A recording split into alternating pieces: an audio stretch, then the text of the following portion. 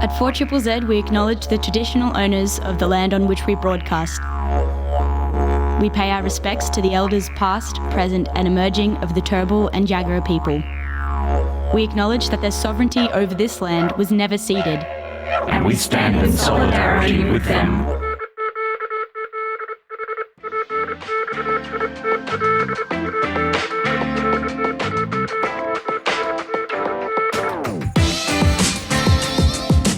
Tranzmission on 4ZZZ, amplifying the trans and gender diverse community of Meanjin, Brisbane and beyond. Here on 4ZZZ 102.1 FM, my name is Ray. I use they, them pronouns, and you're listening to Tranzmission. I'm thrilled today to have a jam-packed show for you. I spoke last week with two incredible authors, Scott Stuart as well as Kai Ash. So that's coming up a bit later on the program. But first of all, we've got our news segment. Shout out to Hazel for recording this one for us. This is our news for today, the 8th of June. This week in community news and events for June 8th. In world news, Iceland tops 2026 trans rights ranking. A new ranking of the most trans-friendly countries in Europe and Central Asia has named Iceland as the top destination for trans and non-binary people. The 2026 Trans Rights Index and Map, produced by Transgender Europe in partnership with ILGA Europe, measures legal protections and opportunities across a range of areas including legal gender recognition, asylum, hate crime or speech, non-discrimination, health, and family. Iceland scored 30 out of a possible 32 points, achieving full marks in most categories and maintaining the same high score for the third year in a row. Malta ranked second with 28 points, while Spain came in third with just over 27 points. Iceland has improved its scores by 18 points since the first index was launched in 2019, highlighting significant progress in trans rights over the past 7 years. In a statement, TGEU said, "The developments mostly stem from the tireless work of activists and court rulings rather than governments taking proactive steps to advance rights. Despite the visible public attacks on trans people across the region, the lack of political response is alarming." In national news, women-led campaign backs trans rights. A women-led campaign supporting transgender rights in Australia has surpassed 4,000 signatures in less than a week, with supporters saying that a growing response shows that anti-trans voices do not speak for all women. The campaign, Not in Our Name, NION, was launched in response to increasing public debate about trans rights and aims to highlight support for inclusion, equality and dignity for trans and gender diverse Australians. Organisers say the campaign brings together women from a wide range of backgrounds who believe transgender people deserve the same protections and rights as everybody else. Quote, "We knew that something needed to be done," said NION spokesperson Kylie Bentel-Connell. "The vast majority of women support trans people having the same rights and protections as everybody else, but a small minority are spreading fear and hate for their own political gain." End quote. NION hope that the growing number of signatures will send a clear message that many women support trans inclusion and reject attempts to divide communities. Ballarat Women's Shed reaffirms support for trans members. A women's community shed in Ballarat has banned a former board member after alleged anti-trans comments were made during a meeting. According to the organisation, the board member was asked to leave after repeatedly spreading misinformation about transgender and gender diverse people and claiming that members were unsafe around trans women. Following the incident, Women's Shed Ballarat reassured members that it remains committed to being a safe and inclusive place for women and gender diverse people. President Sophie Potter said trans and gender diverse people have been welcomed since the organisation was established, and the group has received strong support from the local community in response to the incident. And now for events. Trans and non-binary barbecue on the Gold Coast. The Gold Coast Pride Collective is having a trans and non-binary barbecue on Sunday the 14th of June from 11 a.m. at the Cascade Gardens. As part of their June Pride Month celebrations, they're hosting a free community barbecue for the trans and non-binary community, along with allies, friends, and family. For more info, head to gcpridecollective.com. Board Game Night. Join Meanjin for an evening of board games with trans and gender diverse people and allies. Board Game Night will be held at the Board Games Cafe Meeple and Mug in West End on Friday the 12th of June from 6 p.m. For more info, check out Meanjin on Instagram. And Mardi Grasburg Pride Party. Celebrate Pride Month with us at Banshees for our Mardi Grasburg party. Can't make it to the Queen's Ball? That's okay. Mardi Grasburg is all about bringing Pride events to semi-regional communities around Ipswich. And this is a night for us to have a ball of our own. On June 20th, local queer performers will take the stage for us to dance, connect and party with bands, a drag queen and a DJ. This is sure to be a high-energy night full of colour and whimsy. Come celebrate all the best parts of your community in an outfit that feels authentically you. Tickets are available at bansheesbar.com.au. My name is Hazel, and that's all in this week's community news and events. If you're enjoying the show today, which I hope you are so far, even though we've only had the news, I'd encourage you, if you're not already, to be a 4ZZZ subscriber. You can head to 4zzz.org.au/support, and subscriptions start at $25 if you're under 18 or if you have a pet. Concession is $40, full subscription $80. You can get really enthusiastic, and I know a lot of you out there are enthusiastic about 4ZZZ, as we all should be. And you can look at a passionate subscription, and that's $140. And the subscriptions go up from there. We've got ones for super subs, if you're super duper enthusiastic. We've got solo artist subscriptions, bands, businesses, and household subscriptions. So if you want to subscribe today to 4ZZZ, go to 4zzz.org.au/support to keep shows like Tranzmission on the airwaves. I had the pleasure last week of chatting with Stuart about You Are Loved Here. And if you want to have a look at that while you're listening to my interview with him, you can go to youarelovedhere.org. And it's a website where you can write letters in support of the trans community. And I'm so glad that I got to have a chat with Stuart about that. And I also got to have a chat with Kai Ash. And I think I'm going to play this interview for you now. Kai and I spoke about his debut book, The Boy Maeve, about writing trans characters, and also the upcoming launch of the book, which is happening on the 13th of June at Where the Wild Things Are. So this is my chat with Kai Ash, he, him, about The Boy Maeve. You're listening to Tranzmission on 4ZZZ. Hello, my name's Kai. I use he, him pronouns. I am a writer. I have a debut novel coming out called The Boy Maeve, which I'm very excited about. It came out last week. What else can I say? I live in Brisbane. I grew up here, but I admit that I left quite young, as in at 16. I bailed. I have come back intermittently to Brisbane for a year or two here and there, but I've returned finally in my late 30s. I won't give the exact age, just in January this year, so I'm back. And that's sort of relevant because The Boy Maeve is set in Brisbane. Well, Welcome back. Thank you. Look, it's like the ibis and the curlews are happy to have you here, as am I. I'm really happy to chat with you today. And yeah, tell us a bit more about this is your debut novel, The Boy Maeve. So yeah, tell me a bit more about it. Yeah, so it's a YA speculative fiction novel. I heard someone describe it as like 2 parts realism, 1 part fantasy, and I think that's probably a good way to describe it, because it is the sort of book that it is in the fantasy genre, like in that speculative fiction space, but it's sort of written as if the events could happen just down the road. Like it's not that out of this world, and the fantastical sort of elements are drawn directly from Scottish Gaelic culture. So my family is descended from a few different places, but also Scotland, and I drew the folklore that I based it on from that area of Scotland where we're from, in the very, very far north.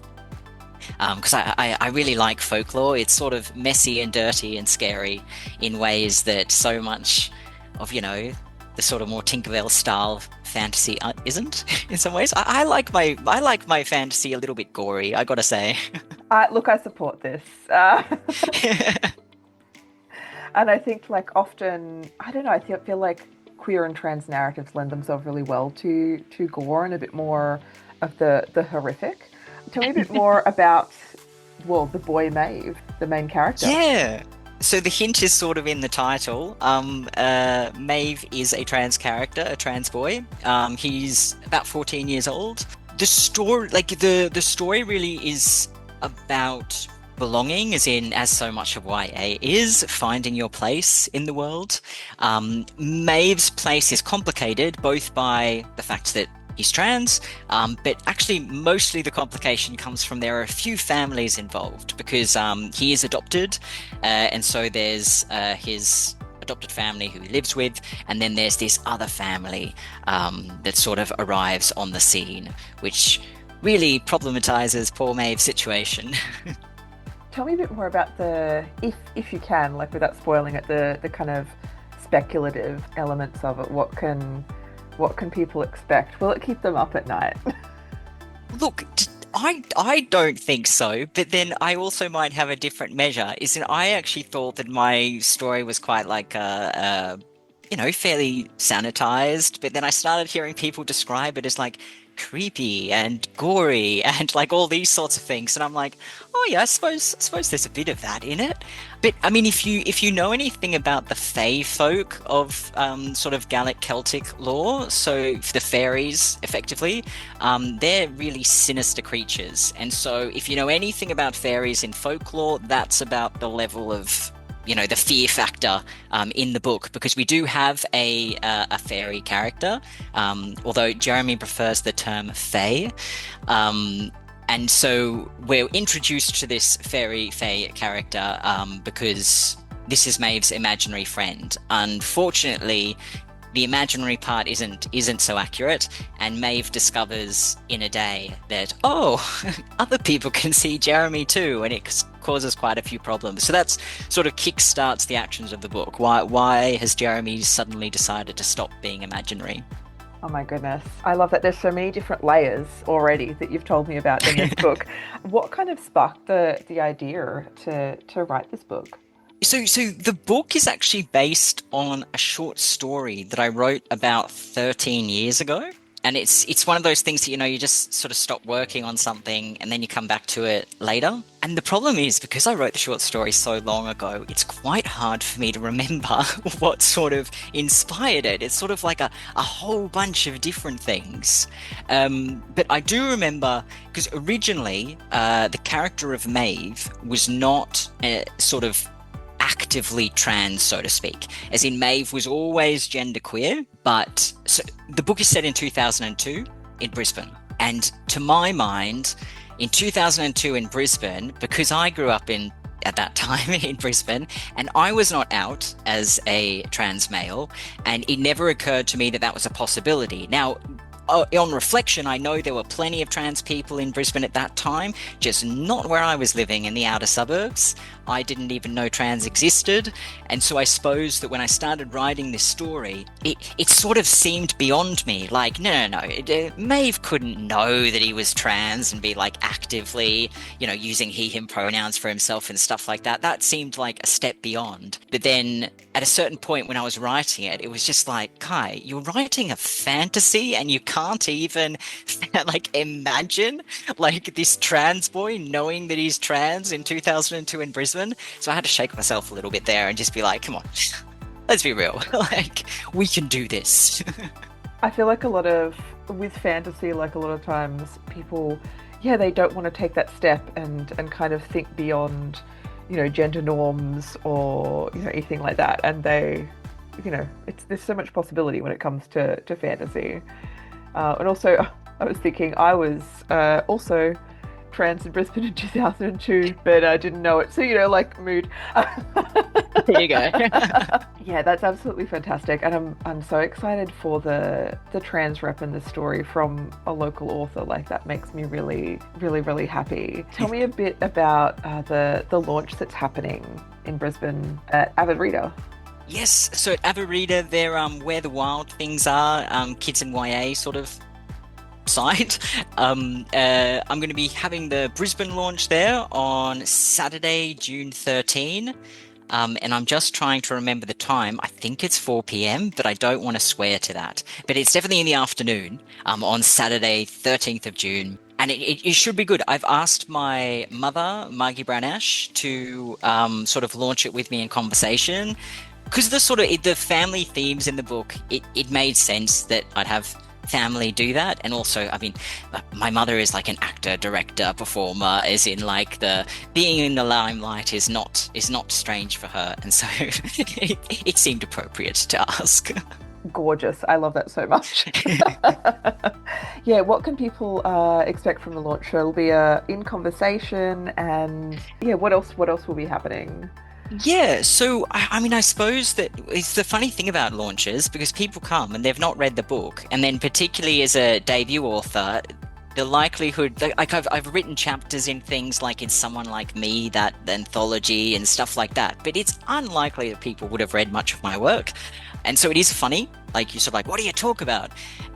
So me and Mum will just be talking sort of more generally about like themes of gender, also autism comes up, family. I mean, family is complex as anything. In my day job, I work as a psychologist predominantly with the gender diverse and neurodivergent communities. So pretty much my communities. And so I suppose in some ways how we envisage the conversation is that, yes, it'll be touching on the book and the ideas of the books and the writing process and things, but it'll also be looking more broadly at these sort of ideas, both because, you know, I'm an autistic trans man who went through that whole transition. My mother was along for that ride, and it's also an area that I work in, so bringing in that sort of a more academic focus. But, you know, we'll see what happens. It's not scripted, so, you know, we'll see what comes up on the day, and also very open to questions and comments and such like that. But it'll be on that sort of vibe. Gender, neurodivergence, writing, Brisbane.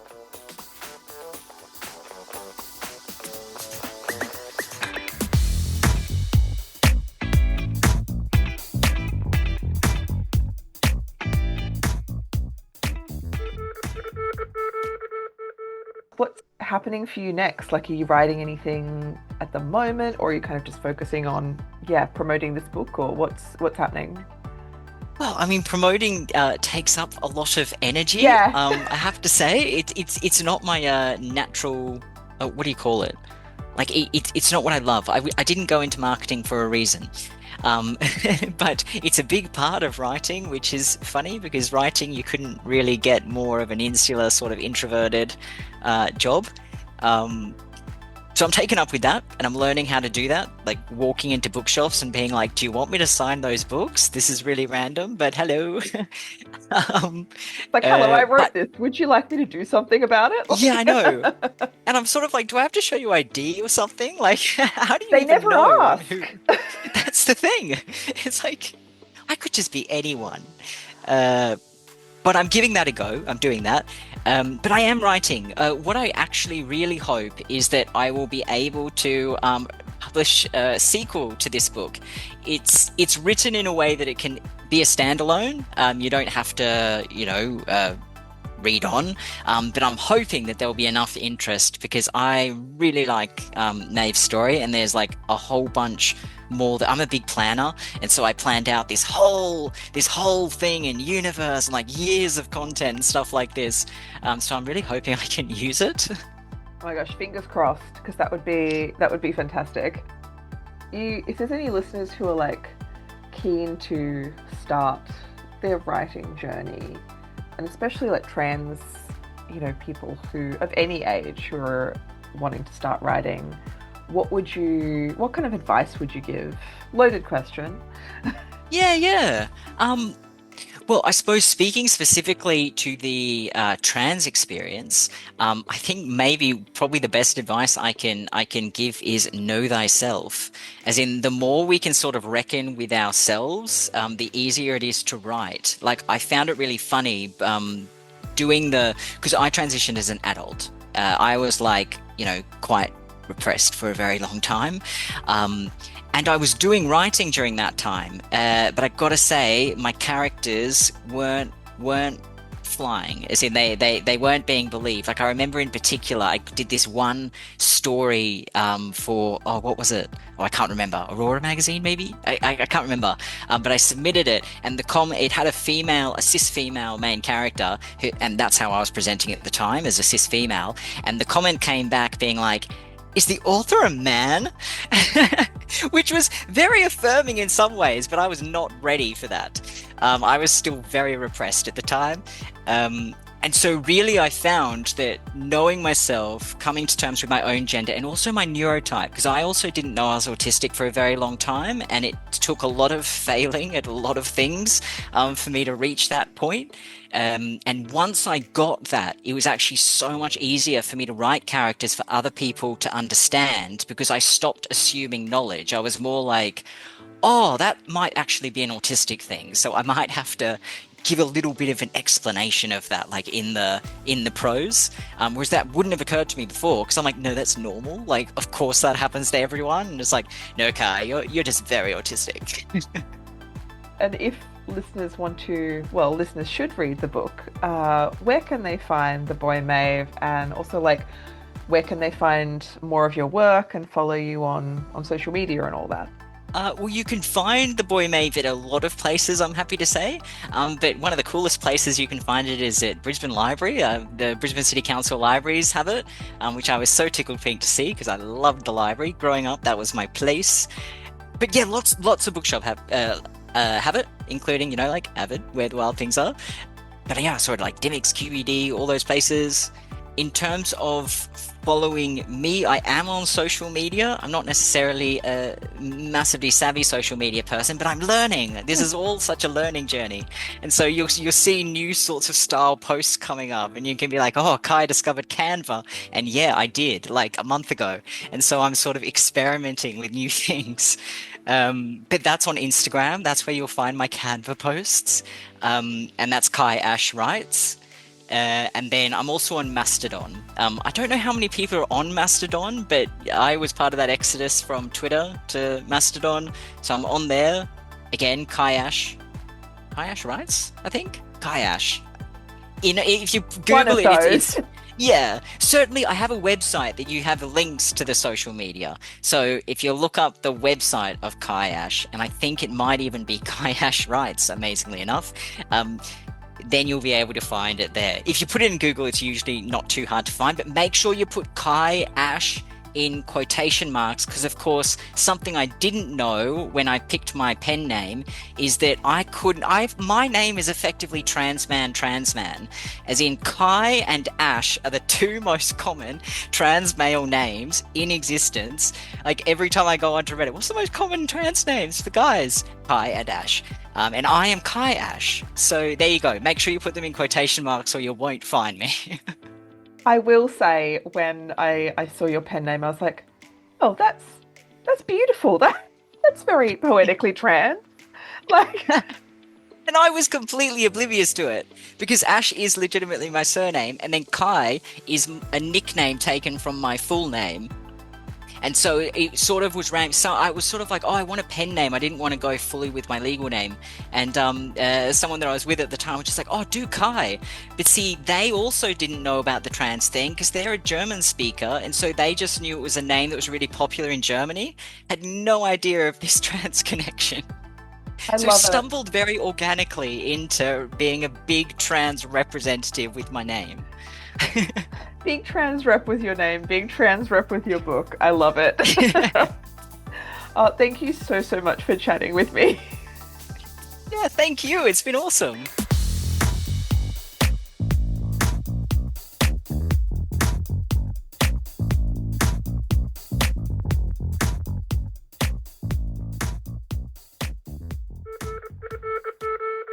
My name is Ray. I use they, them pronouns, and you're listening to Tranzmission on 4ZZZ.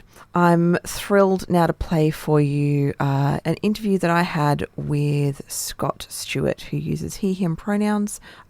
First up, we talked about You Are Loved Here. And if you go to youarelovedhere.org, you can check it out. It's a website where you can write letters of support to the trans community.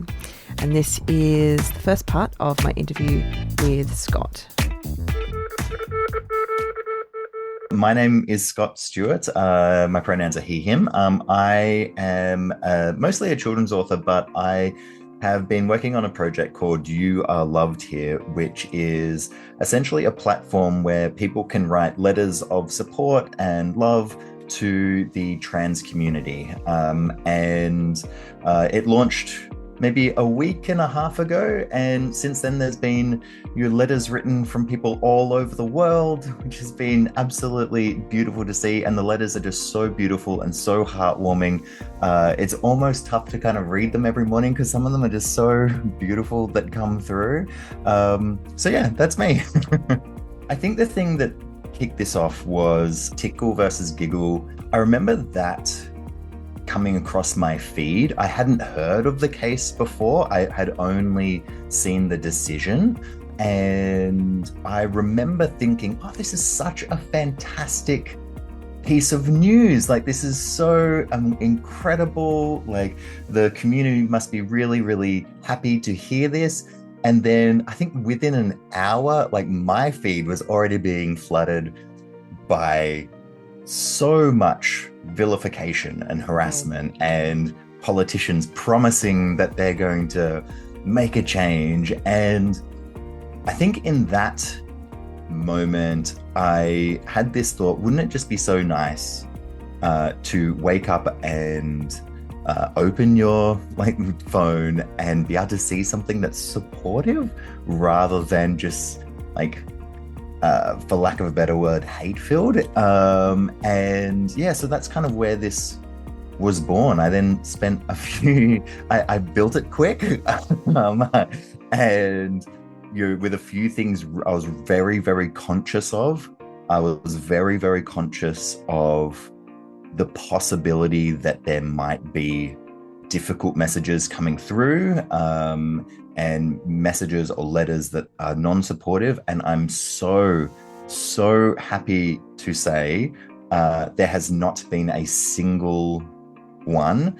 It has all 100% letters that are just purely supportive and loving, which is so fantastic. And so, yeah, so I started working on this project. I built it, I launched it. And I was hoping to have 10, 20 letters written in the first day or two to be able to show, hey, there's letters of support out there. It was hundreds and hundreds of letters, and yeah, still every morning I wake up, there's letters coming through every single day. So yeah, it's been such a beautiful response to this, and in a time where it just feels like it's needed, I think it is, and I think there's a lot of people who, as you said, they open up their phone of a morning and there is such horrific news and information and vilification of trans people, and it's exhausting and it's relentless. And especially for young people, throughout so-called Australia, it is an incredibly difficult time. And so yes, a project like this is so beautiful and so important, and I'm just so glad that it's got the reception that it has. If people want to read these letters and or write their own letters, how do they go about that? Yeah, so you just go to youarelovedhere.org. The name of the project is You Are Loved Here, and anybody can write a letter. They are manually reviewed before they are put up into the library, and occasionally they are lightly edited, simply because sometimes a message of support also includes acknowledgement of a lot of difficult things. And so we really want to make sure these are purely supportive and accepting letters. And so we do a light editing, and then they go up onto, we have a library of letters which we are currently trying to expand. At the moment, it only shows 20 at a time. I'm trying to expand it up to 100, 150 at a time, so that you can kind of see what you're looking to find, and maybe by categorization. But that's things that we're trying to work on at the moment. But you can also sign up to receive a letter sent to you every week. I try to put together 2 to 3 letters in the email that are obviously all supportive, but say different things, that aren't just saying, I'm so happy you're here 3 times. They're saying something different because we all need different things at different moments. So trying to make sure that you hear the thing that maybe you need in that moment. There's no ads, no sponsors, no promos. It's just letters, and it's very intentional that there is nothing commercial attached to it. So you know that you're just receiving a pure letter of support. One of the things that I have really enjoyed seeing as the letters have come through is that they are so human in that some people are writing one single sentence. So as an example, I have a letter from Claire here, which is, I'm so happy you're here. Thank you for shining your light and sharing your joy with the world. And that is it. And maybe that is something that somebody needs to hear in such a short little bite. But other times we have, for example, a letter from Meanjin that's a lot longer. You don't know me, but I want to say thank you. Thank you for doing the hard, messy, scary work of finding the truest version of yourself. Every trans friend I have is a beacon in my life, always reminding me that choosing ourselves and each other is worthwhile, beautiful, and sacred. They consistently give me hope that if we keep pushing, we can co-create the world we need and have always needed. So thank you for being here. Thank you for sharing your truth as you feel safe enough and have the energy. I love you, Meanjin. So such a different kind of letter. I have a letter from Saskia here, which is, you are loved, you are beautiful. We need more people like you. Humans who know who they are and who they're not. Humans who dare to acknowledge their authentic selves and therefore allow others to do so too. Our differences make us complement each other. We are a team, each of us with our own beautiful properties. We're here to lift each other up and allow each other to fully shine in a way that only they can. Shine in the way that only you can. From Saskia. So everybody is writing as humans so differently. Everybody has something different that they want to say. Chilu has a beautiful letter here. To you, the most beautiful, sparkly piece of human perfection. You are divine and so loved exactly as you are. I embrace you with all my heart. You offer so much to the world and you make the world richer just by being in it. You are brave and courageous and deserving of respect and love. Stay strong, know that you are not alone, and know that I walk with you. From Chilu. Some people are writing, I am a 42-year-old mum from England, and here's what I would like you to say. Some are talking about their own experiences as a grandparent. Some are talking just, there was one that came through, and I found this one just so beautiful and interesting at the same time, because they said, I have never met a trans person, but I want you to know that you are loved, and that was so beautiful and human. So yeah, I think the things that make such a fantastic letter are sincerity, over trying to write a perfect letter. There are so many imperfect letters that are perfectly human, coming through. A few genuine sentences, one genuine human sentence will always beat a perfectly constructed letter, and that's something that we're really seeing. We're seeing messages that are really written from the heart, and that they want to share with the community. I agree that a perfectly constructed sentence, love that, fantastic, good for you. But to have those beautifully human sentences, I think that's one of the things that I like when people really embrace writing poetry, is that often they'll have these strange, messy, cathartic poems that they've written that are so imperfect, but therefore perfect. And it's beautiful. And I love the line about co-creating a world together. It's so lovely, isn't it? Can I say on that imperfect, I get a lot of emails of a day, and I get so many that are so obviously written by a robot trying to sound very perfect. And the ones that I really respond to and love receiving are like so imperfect, but you can tell a human is just trying to put themselves out there and write something. And I almost always respond to those. Yeah, no one's looking to win an award for these letters. They just want people to know that they're loved. And I think it's so hard to see that a lot of the time. I know a lot of people wake up and they're like, they don't know what the point is at the moment, and it's such a hostile world for trans people. But it's also, there's all these wonderful people writing letters, and often it's also those people that have written those letters are on your commute, and they're the ones that smile at you on the train, and they're the ones that like walk past you on the street and say, oh, I really love your dress or whatever. One thing that this project is giving people, which I have seen a couple of times come through, is people say, I want to support, but I don't know what to say, and I don't I'll see somebody who I want to compliment them, but I also don't want to, and I don't know what to do. And this is kind of giving them opportunity to be heard by people in the trans community and express their support in a way that's very safe. The number one thing that I am really hoping for is that you can feel like when you open up your phone or your email, you can have a moment of true human connection, where you know that it's one human writing to another and find warmth in that interaction.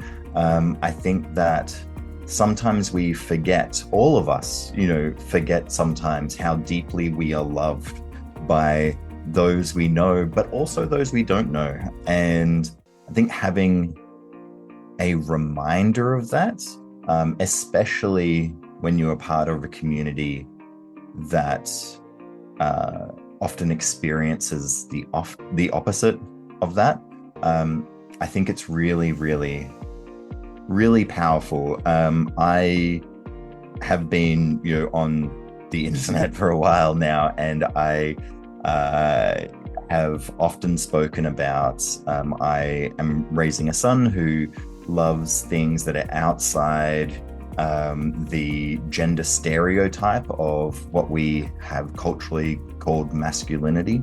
And I know that there is so much support for both me and my son, but I also recognize my privilege, in how I come across. I'm a straight white dude, and so if I can help with a project like this, and if some of the ignorance and that can come my way instead of somebody else's way, I'm very happy to receive that, so that connection and human connection can come across more.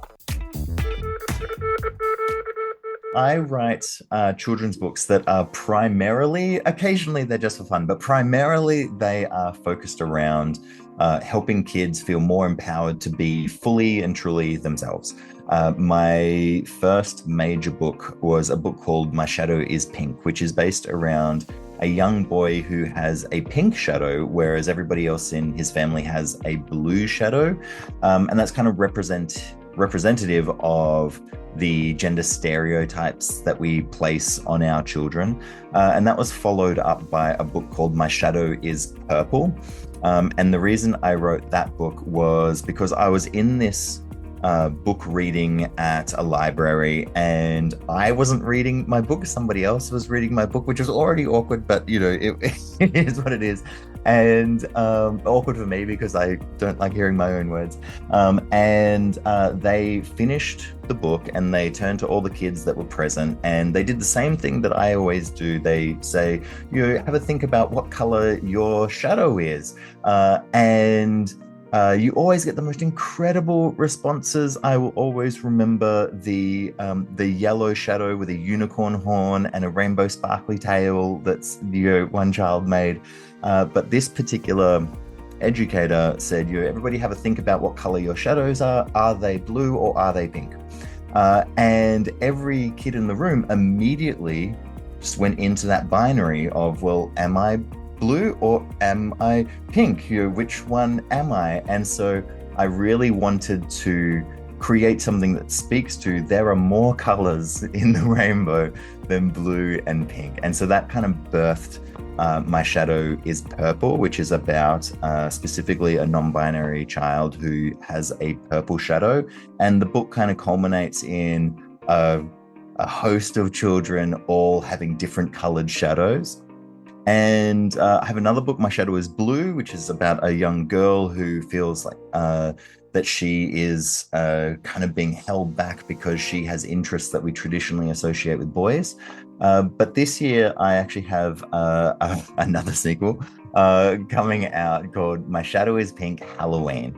And this is born from, for many years of my son's early life, he was always a witch. For Halloween, he would dress up as a witch, and he was always asked what wizard he was, and he was always like, "No, I'm a witch." And some people got it and loved it, and other people like, "You can't be a witch, like you're a wizard," And so this book is around that experience and how Halloween kind of gives everybody the opportunity to be somebody else, for a moment, and yet in that moment sometimes we still limit who they can be. And so this is a really joyful, loving story of the young boy from My Shadow is Pink exploring the costumes, and the people around him exploring the costumes that they would like to try on. I love that so much. I feel like Halloween is very queer generally, but also I do agree, there is that, it's like that one night where a lot of the time people feel like it's okay to brush off those gender stereotypes and actually they might not necessarily examine a lot of stereotypes, but they also they're more likely to dress differently and maybe do some exploring. I feel like there's I'm definitely cis to, I dressed up for Halloween, I might be non-binary kind of pipeline that happened. Yep, for sure, yeah. When's that book coming out? That one's coming out in September, so just in time for Halloween. It's a little hard to keep track of because I have another book coming out in September, and this one is called, it's a poem, affirmation poem written from a parent to a child, and it is called I Love You and I Like You. And it really is that exploration. We say I love you so much, but how often do we say that we like our kids, for who they are? And this was kind of born from my wife always says to our son, I love you and I like you. And I didn't really realize how rare that statement is. And I remember reading this poem, I love you and I like you, on my Instagram, and the amount of people saying, I wish my parents had ever said that they like me. I know they love me, but it doesn't feel like they like me. But then also so many people saying, why do I need to say I like them? Of course I like them. They know I like them. And then when you see the contrast of I wish they'd said I like me versus of course they know I like them, I like this book was kind of born in that tension. And I feel like there's a idea that there's a hierarchy of you kind of you hate someone, you like someone, you love someone, and it's not as simple as that. It's way more nuanced. Yeah, they're different things. I love people in my family, and sometimes I don't like them that much, but it's there's a big difference between love and like, I think. That's gorgeous, and I'm so chuffed that you've got 2 books coming out in September. That's awesome. I know. Halloween is somehow my time right now. I was like, Halloween's just going to be you won't have time to get a costume together or whatever. We'll just be doing book launches and stuff. It's going to be... Look, and this is mostly driven by my wife because she is a huge Halloween fan, but we throw a massive Halloween party every year. Last year, our entire house was an 1800s apothecary with huge trees and stuff brought inside.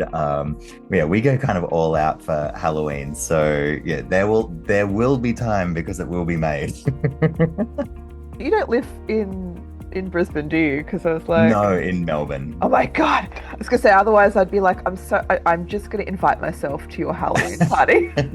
Funnily enough, we actually live in this little pocket of Melbourne, which is extremely Halloween enthusiastic, and we recently moved here a couple of years ago, and as soon as Halloween hits, there are so many kids out on the streets, and it's just so fantastic and so fun. I love it. That makes me so happy, and I think it's one of the reasons that I love kids' books, and I love writing kids' books and stuff, is that there's such a beautiful sense of play around Halloween that both like adults and kids get to do that we maybe like don't do necessarily as adults, or that we often kids are encouraged to, start thinking of their like business plan or their future when they're in kindy. Whereas at Halloween, you can just play. There is this incredible quote, and I'm going to butcher it. So, and the quote is essentially, as I got older, I put away the need for childish things. And people often kind of stop there. But the rest of the quote is including the thought that things are childish, in the first place. And I am such a believer in that. I think that, firstly, middle grade fiction is the best fiction books of all. I think you have the most incredible, complicated stories written in somehow a simple way, but people kind of like, oh, that's a kid's book. I think picture books manage to explore such complex experiences and feelings and do it in a way that is wrapped in beautiful metaphor and storytelling, and only like 400 words. How do you do that? I think we need far more play in our world, and I'm so glad that at least we have that opportunity for Halloween. But something my wife often says, because a lot of people are Halloween, like, I'm a grown-up, like I don't care about that. And it's funny how we kind of only put that disclaimer around events that are for kids, because we don't worry about like St. Paddy's Day, Halloween's American, like St. Paddy's Day is Irish, and we still celebrate that here in Australia. Yeah, but that's for us as grown-ups, And so I feel like we put away the childish things, not realizing just how much they are needed by us as adults as well. Thank you so much for chatting with me. It's been my absolute pleasure.